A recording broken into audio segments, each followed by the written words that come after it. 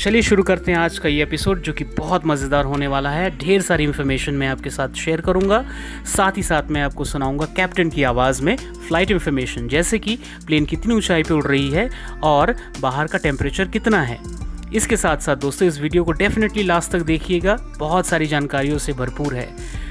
तो मेरा ये जो जर्नी है ये है मुंबई से पटना के बीच में एयर इंडिया की फ़्लाइट संख्या 673। इससे मैं जा रहा हूँ। और दोस्तों स्क्रीन पे आपको जो अभी टर्मिनल दिख रहा है वो है मुंबई इंटरनेशनल का टर्मिनल 2, क्योंकि इंडियन एयरलाइंस की सारी फ़्लाइट्स चाहे वो डोमेस्टिक हो चाहे वो इंटरनेशनल हो, वो टर्मिनल 2 से उड़ान भरती है। यानी ये जो मुंबई में जो एयरपोर्ट है उसकी इंटरनेशनल साइड से ये फ़्लाइट टेक ऑफ होती है। तो दोस्तों अगर आप मुंबई से अपनी फ़्लाइट ले रहे हैं तो प्लीज़ चेक कर लीजिएगा कि वो टर्मिनल 2 से फ़्लाइट भरने वाली है या टर्मिनल 1 से। टर्मिनल 1 जो है मुंबई का वो डोमेस्टिक टर्मिनल है, टर्मिनल 2 जो है वो इंटरनेशनल है। इसी तरह आप किसी भी बड़े शहर से अगर आपकी प्लेन उड़ रही है, चाहे वो दिल्ली हो, चाहे चेन्नई हो, चाहे बैंगलोर हो, तो आप चेक कर लिया कीजिए कि कौन से टर्मिनल से, अगर एक से ज़्यादा टर्मिनल है तो उस एयरपोर्ट पे आप प्लीज़ चेक कर लीजिए कि आपकी जो उड़ान संख्या है वो कौन से टर्मिनल से होके जा रही है। तो मुंबई इंटरनेशनल टर्मिनल 2 में दोस्तों बहुत सारे गेट्स हैं। हर एक गेट पे लिखा है कि कौन से एयरलाइन की फ़्लाइट जो है उस गेट से आप एंट्री कीजिए।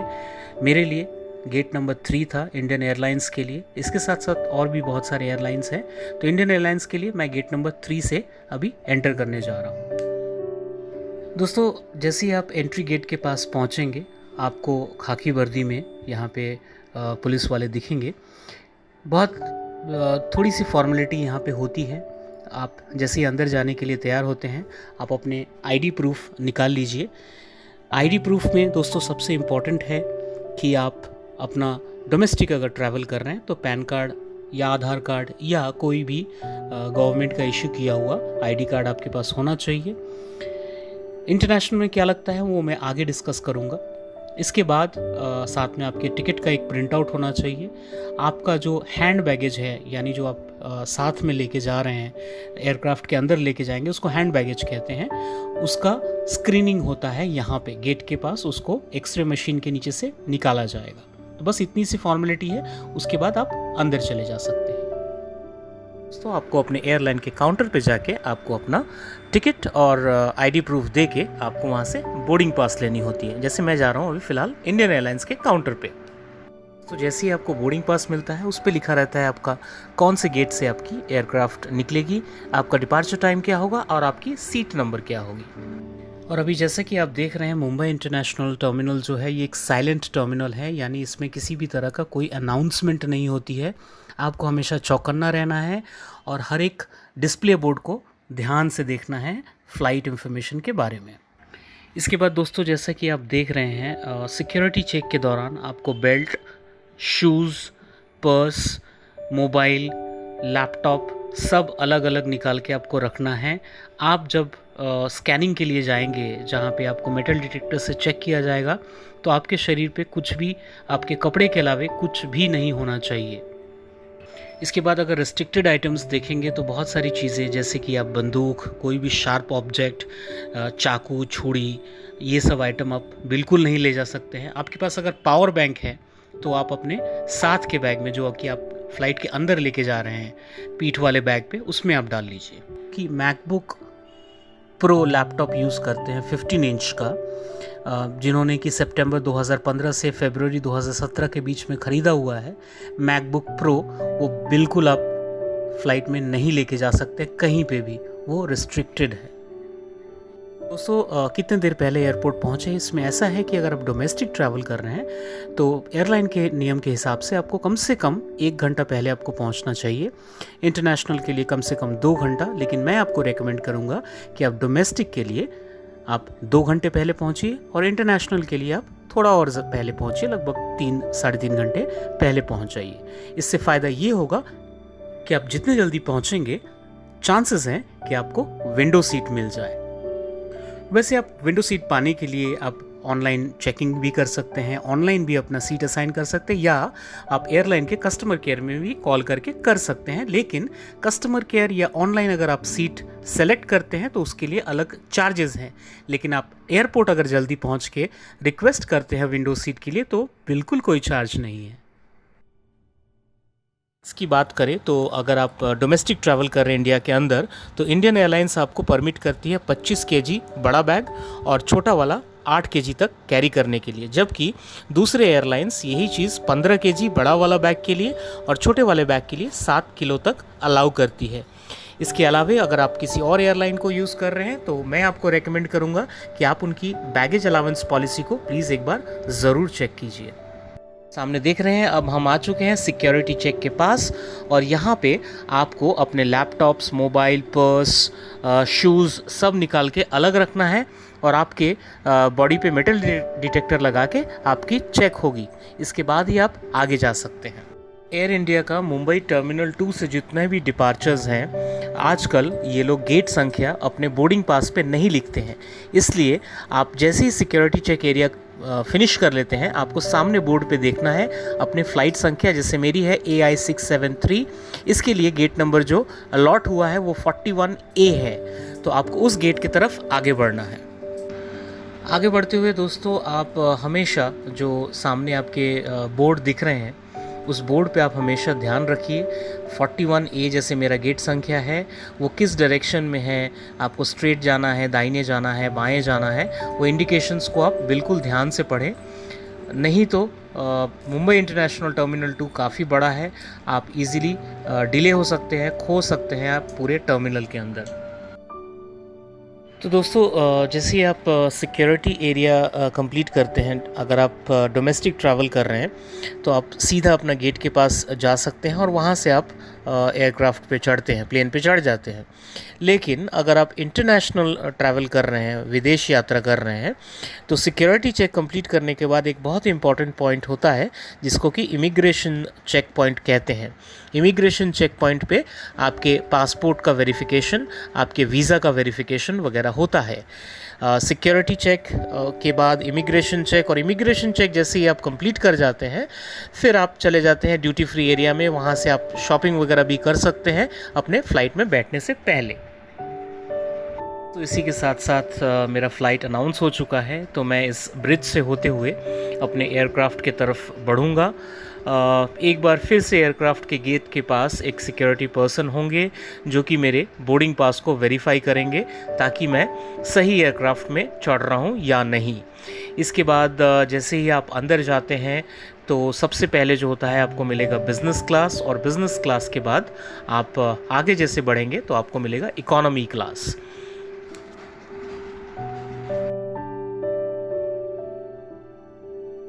दोस्तों, मैं पहुंच चुका हूं अपने सीट 25A के पास, जो कि एक विंडो सीट है। मैंने ये सीट एयर इंडिया के कॉल सेंटर में बात करके बिना किसी पैसे का मैंने ये सीट बुक कराया है। इसके अलावे अगर आप थोड़ा एयरपोर्ट पे जल्दी पहुंचते हैं तो आप काउंटर स्टाफ को चेक इन करते समय रिक्वेस्ट कर सकते हैं आपको एक विंडो सीट देने के लिए। साथ ही साथ दोस्तों, अगर लेग रूम की बात करें, यानी आपके सीट और सामने वाले सीट के बीच के गैप की बात करें, तो इंडियन एयरलाइंस का जो लेग रूम है वो काफ़ी अच्छा खासा होता है। आप इनके सीट पे बैठ के काफ़ी कंफर्टेबल महसूस कर सकते हैं। तो अब बारी है एयर सेफ्टी मैनुअल की। ये कुछ इंस्ट्रक्शंस हैं। अगर आप पहली बार यात्रा कर रहे हैं तो मैं ज़रूर आपको रेकमेंड करूँगा कि इसको बहुत ध्यान से पढ़िए।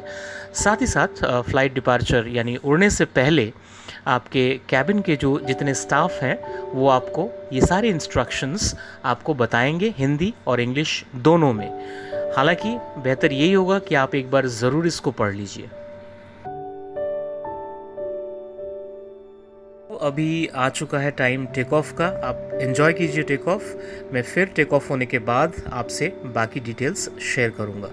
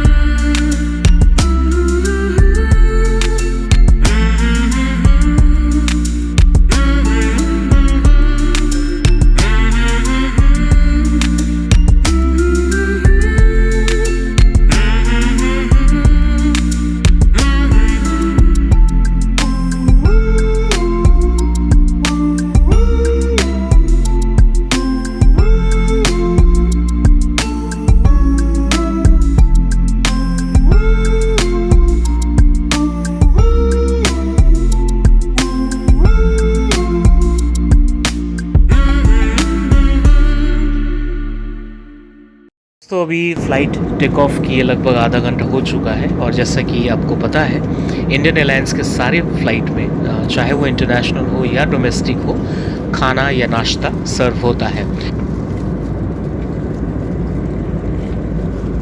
तो इन्होंने जो पहला चीज़ आपको मैं दिखा रहा हूँ ये है सेवैयाँ, खीर, कुछ टोमेटो केचप, ग्रीन चटनी, साथ में इन्होंने दिया है एक वेज सैंडविच और इसके अलावे जो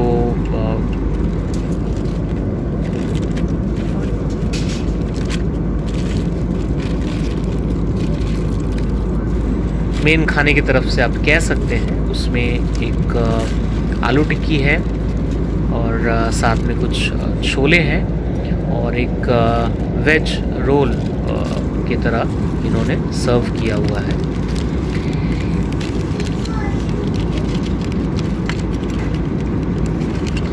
इसके साथ साथ आपको मिलेगा यहाँ पे स्पून, चम्मच, कांटे और चाय बनाने के लिए दूध, शक्कर। अब मैं जो आपको हिस्सा दिखाने वाला हूँ ये है प्लेन के बिल्कुल पीछे साइड में, यानी टेल साइड में, जहाँ पे आपको टोटल पैंट्री की चीज़ें आपको दिखेंगी। यहाँ से जो एयरलाइन आपको खाना सर्व करते हैं, खाना लोड करने के बाद फ़्लाइट में इन्हीं ट्रेयों में स्टोर करके अंदर रखते हैं और आपको सर्व करने से पहले वो यहाँ पे गरम करके आपको सर्व करते हैं। इसके साथ साथ अगर आप देखेंगे तो यहाँ पे चाय कॉफ़ी के लिए भी प्रोविज़न है, व्यवस्था है, जहाँ से कि आपको गर्म पानी वगैरह ये यहाँ से ही करके आपको देते हैं।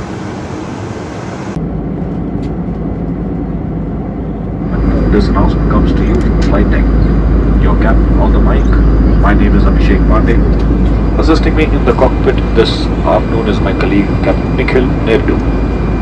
Cabin in charge is Miss Anisha Singh and the entire team on board. All smiling faces with us this morning. We have Miss Kirti, Miss Ashwini Salvi and Miss Kashyap. And also on behalf of the entire family of Air India, which is a proud member of the Star Alliance Group, I welcome everybody on board Air India Flight Service AI673 flying from Mumbai to Patna. Ladies and gentlemen, this morning out of Mumbai, we closed all the doors and commenced pushback about 40 minutes later than our rescheduled departure time. Also, Mumbai had a lot of ground traffic congestion, due to which our takeoff for Patna got further delayed. Once again, ladies and gentlemen, sincere apologies for all the inconvenience caused you due to this massive delay of a flight today. But my promise to you is, we'll keep the speed of the airplane as high as we can. And we'll take as many shortcuts as ATC can provide us with to get everyone to Patna as soon as possible. Quick few flight details. We are currently cruising at an altitude of 35,000 feet above mean sea level. Outside air temperature at this level is a bone-chilling minus 47 degrees Celsius. For your comfort, we maintain the cabin at 24 degrees Celsius. The distance between Mumbai and Patna is 1,639 kilometers, which we'll try and cover in a flying time of 2 hours. The speed of the airplane is maintained at a super fast, close to about 1,000 kilometers per hour. En route to Patna, when we departed from Mumbai, some time back we've crossed the city of Indore on our left and Jabalpur on our right hand side. And about 3 minutes from now, we have also crossed the city of Khajuraho. A little further down, next 15 minutes, we will overfly the city of Banaras and thereafter land into Patna airport. Ladies and gentlemen, the sky looks absolutely clear, and although the seatbelt signs have been switched off now, please have your seatbelts loosely fastened at all times and refrain from moving in the cabin. We might encounter turbulence due to a phenomenon called as clear air turbulence, which goes undetected on our radar screens and is a prominent feature during the season, and also due to unanticipated weather change. Also, when we departed from Mumbai, Patna weather was forecasting likelihood of fog in Patna, light and variable winds, and a temperature of about 25 degrees Celsius when we land. My computers show me a landing time of 1:20 in the afternoon. At 1:20, I anticipate a little bit of air traffic congestion around Patna Airport. And just in case we get delayed more than 1:20, I will definitely come back on the mic and update you about the same. I'm also 100% sure that the crew are taking excellent care of you this afternoon. And I would like to take this opportunity to thank you for flying the national carrier of our country, Air India, and I hope to fly all back again. Passengers visiting Patna from Mumbai, have a splendid stay here. Passengers returning back to Patna, welcome back home. Thank you so much for your attention and patience. We really appreciate your patronage. Do keep flying with us. Have a great day ahead. Good afternoon. Jai Hind. हमारे captain की voice, और इसके बाद अगर आप screen पे देखेंगे तो entire Himalayan mountain ranges, Himalaya पर्वत श्रृंखला आपको क्लियर नज़र आएगा। अभी वक्त हो चला है लैंडिंग का। लैंडिंग करने के बाद मैं आपको बाकी इन्फॉर्मेशंस दूंगा, तब तक आप ये नज़ारा देखिए।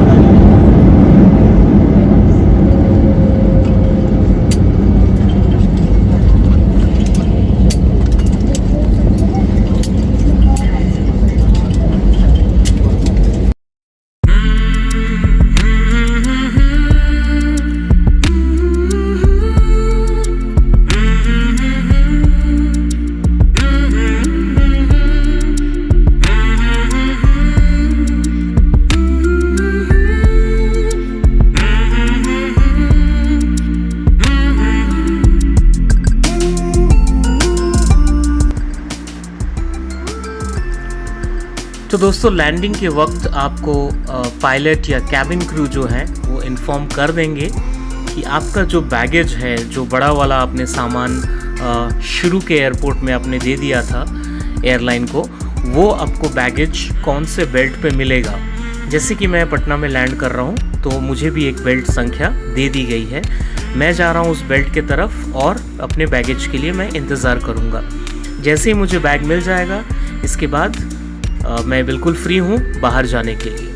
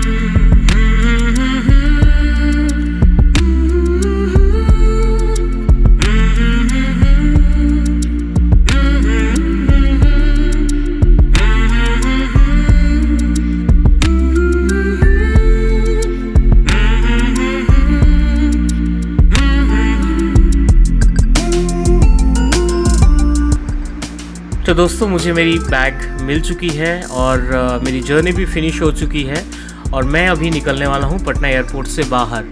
यहाँ पे किसी भी तरह का और कोई फॉर्मेलिटी नहीं है, आप सिर्फ अपना बैग उठाइए और आप बाहर की तरफ निकल सकते हैं।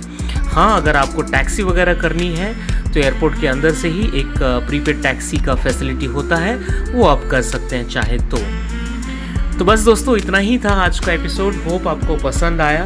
अगर पसंद आए तो एक लाइक ज़रूर कीजिएगा।